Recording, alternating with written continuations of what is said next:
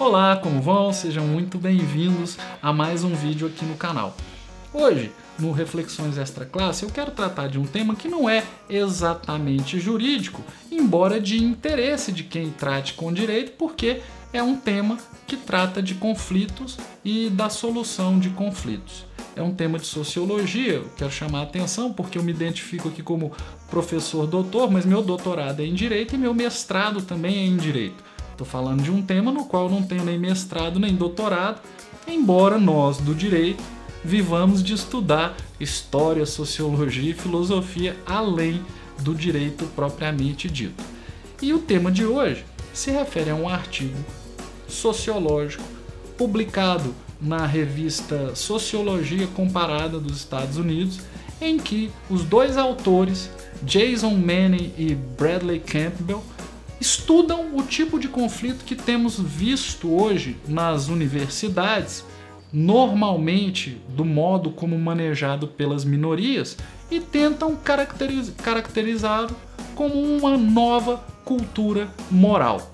Se no passado assistimos à transição da cultura da honra para a cultura da dignidade, esses autores indicam que podemos estar às portas da cultura da vitimização. E para que possamos pensar melhor os fenômenos que nos cercam, para discordar ou criticar dos autores, é que eu trago nesse vídeo a notícia desse artigo.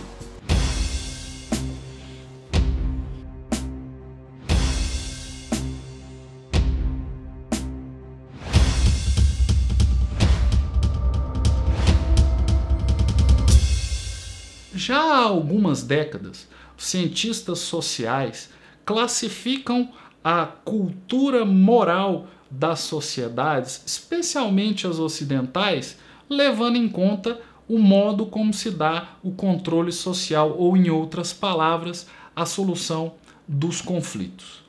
Por este critério, tem-se classificado já de algum tempo as sociedades ou em sociedades com uma cultura de honra ou sociedades com uma cultura de dignidade. A cultura de honra seria aquela em que os conflitos fossem normalmente solucionados levando em conta o seguinte: a honra e a apreciação social das pessoas dependeria do que os outros pensam dela. Numa cultura assim, qualquer ofensa, qualquer indignidade, qualquer desrespeito justificaria uma resposta, uma busca de satisfação, um acerto. E nesse contexto, a valorização social se dá não em torno de quem se encontra fragilizado e sofrendo as indignidades, mas valoriza-se quem não aceita essa situação e busca resolvê-la, normalmente por meio de uma justiça privada ou de busca da solução pelas próprias mãos.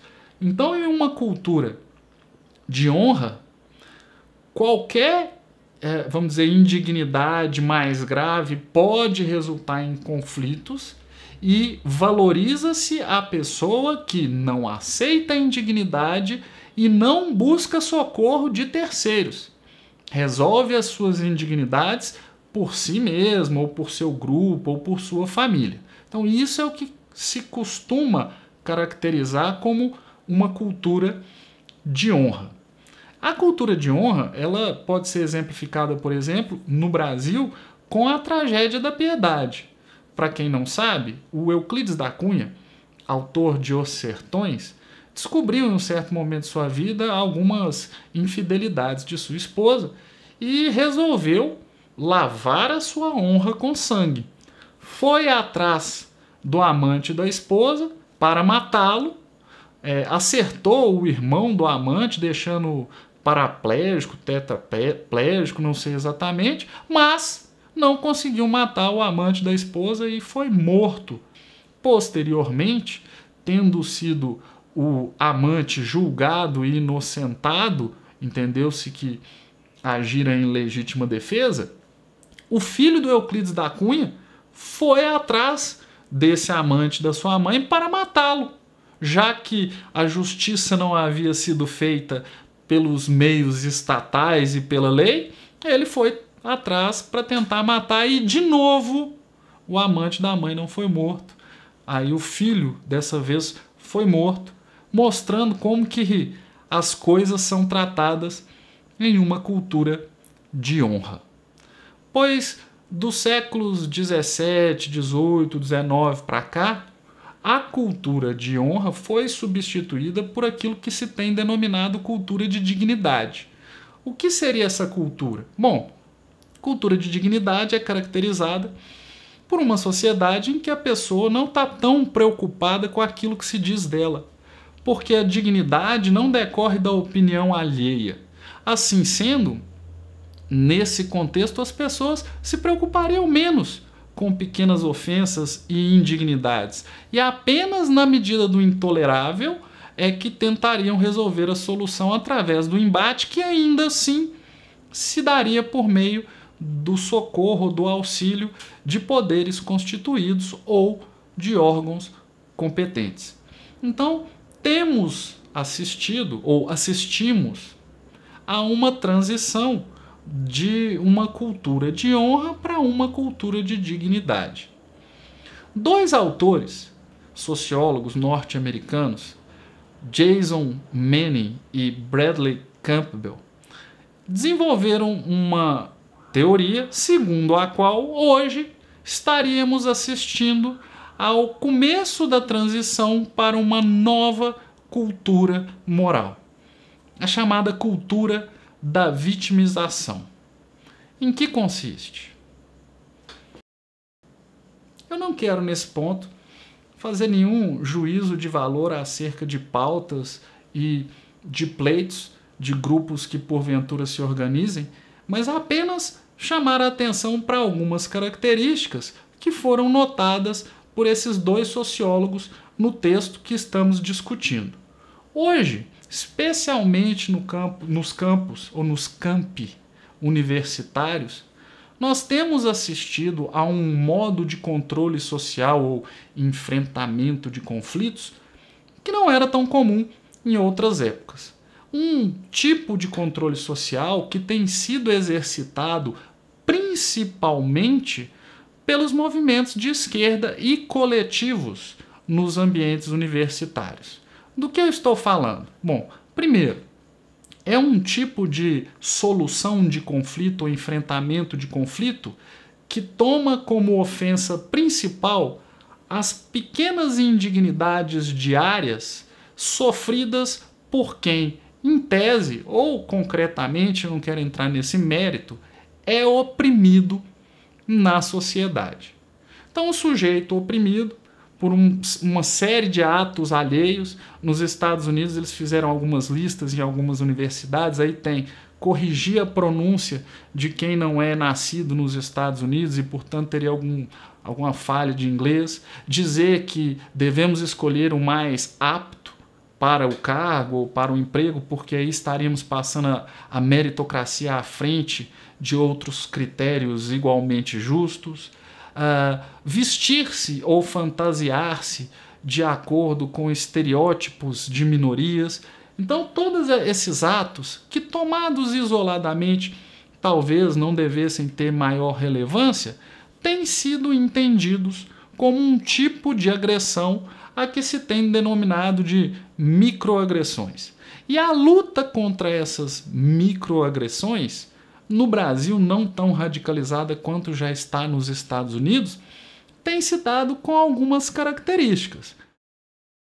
Primeiro, ali há um valor em identificar-se enquanto oprimido, enquanto vítima, enquanto alguém que sofre a indignidade.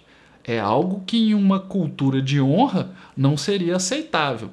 Os autores até indicam sociedades de cultura de honra em que, se a pessoa sofre uma indignidade e não faz nada, ela é que é punida.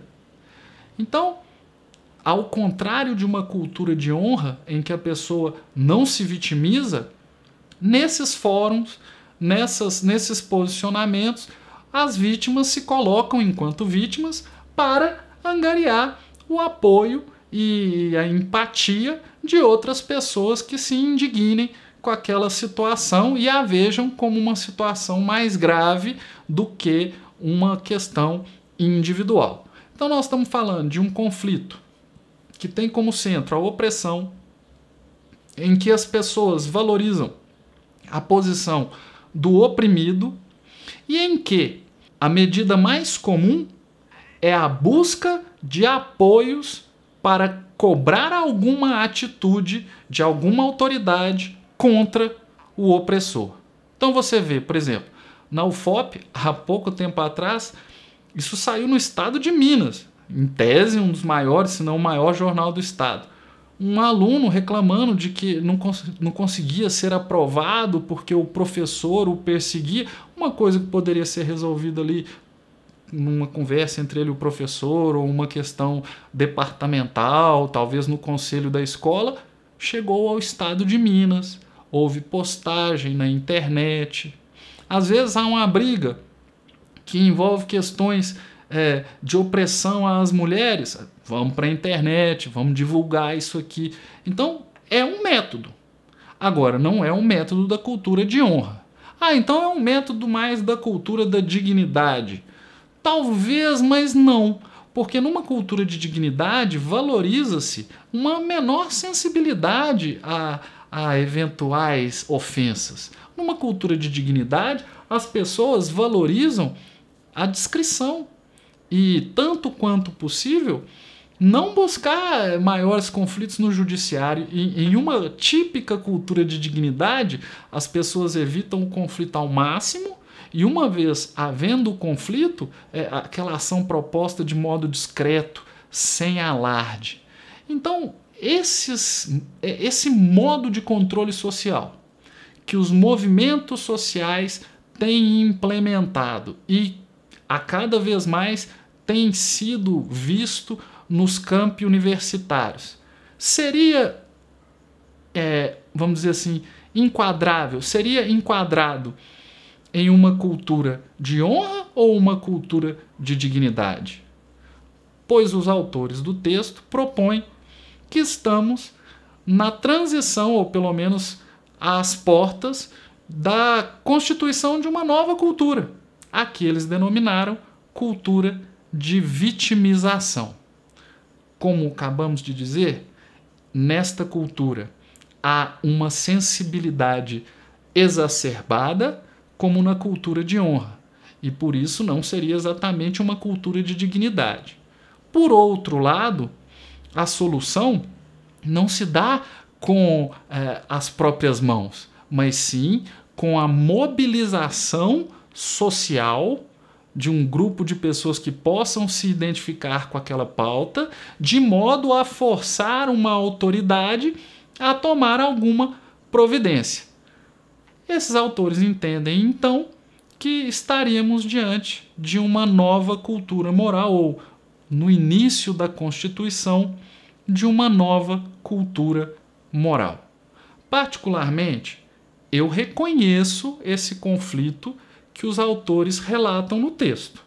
Eu reconheço que existe um modo de controle social pelo qual as pessoas indicam nas redes sociais, enumeram nas redes sociais o que seriam os abusos para tentar angariar apoio e, logicamente, a concordância de que aquilo é inadmissível. Em alguns momentos, tentando boicotar quem tomou a posição e, às vezes, até sendo mais radicais do que a própria lei de Talião. Então, eu reconheço que esse fenômeno existe. Agora, considerando esse texto, será que nós podemos concordar com isso? Eu já vi algumas discussões acerca da cultura. Será que nós realmente estamos às portas de uma cultura de vitimização? Ou ela seria apenas mais um reflexo de um outro modo de controle social? Pessoal, a ideia era mais a de chamar a atenção para esse texto, que eu vou discutir com meus alunos em grupo de estudo específico do assunto, já que a minha matéria de sala de aula é Direito Empresarial, eu não vou falar desse tema.